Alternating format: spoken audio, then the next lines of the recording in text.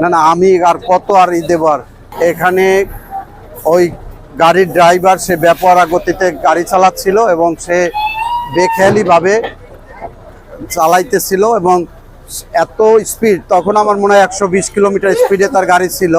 আর ওই মনে হয় 50 গজ আগে সে খেয়াল করছে যে ওই সামনের গাড়িটা ওখানে ব্রেক করছে। আর যখন ওই গাড়িটারে আর সে, আমি ওরে চিৎকার করে বললাম যে কি করেন, তখন সে মাইরে দিল ধরুম করে পিছনে ওই গাড়িটার। আর তখন সাথে সাথে আমার এখানে 3 জন লোক মারা গেল, আর ওই গাড়ির পিছনে অনেকজন লোক মারা যায়। আর আমাদের গাড়ি পরে যে ইসের উপরে স্টার্ট বন্ধ হয়, দৌড় দিয়ে পালা যায়। ঠিক আছে, রাখি। আমার নাম প্রবুদান বারুই, আমার আগলজারা থানার, গ্রামের বাড়ি নাগিরপাড়। ঠিক আছে, ঢাকা থেকে আসছিলাম বাড়িতে যাওয়ার জন্য।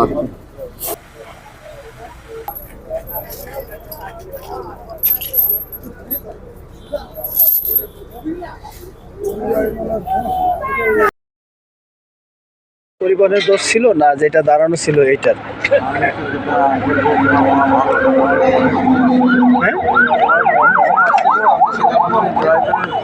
আপনাদের কয়জন আহত হয়েছে এবং কয়জন নিহত হয়েছে? হ্যাঁ, আপনাকে কি উদ্ধার করছে কি ফায়ার সার্ভিস এসে? বের করছে।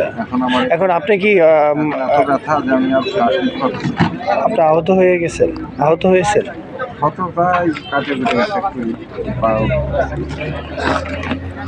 আচ্ছা, আপনার নামটা কি?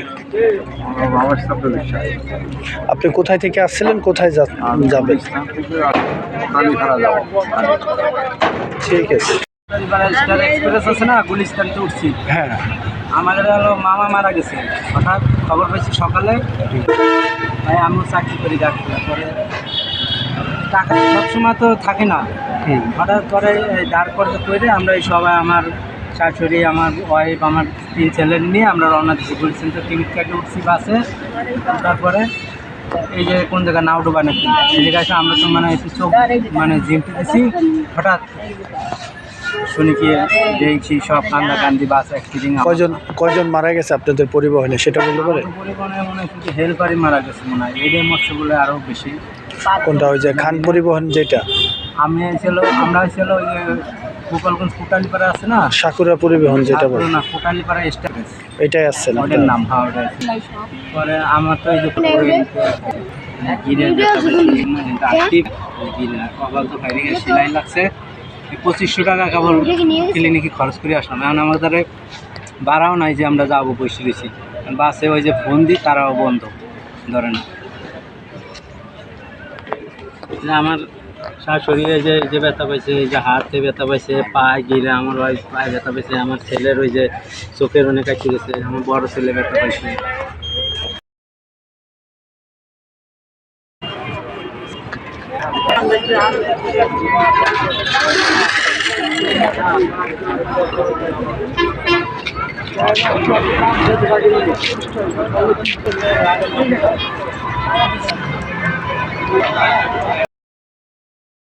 শিবচর হাইওয়ে থানার আজকে মোবাইল ডিউটি পার্টি ইনচার্জ হিসেবে কর্মরত আছে। আমরা 3:30টার দিকে একটা দুর্ঘটনার খবর পাই নাউডোবার গোলচত্বর নামক স্থানে, শরীয়তপুরের। ঘটনার খবর পেয়ে আমরা দ্রুততম সময়ে আমরা এই জায়গায় আসি।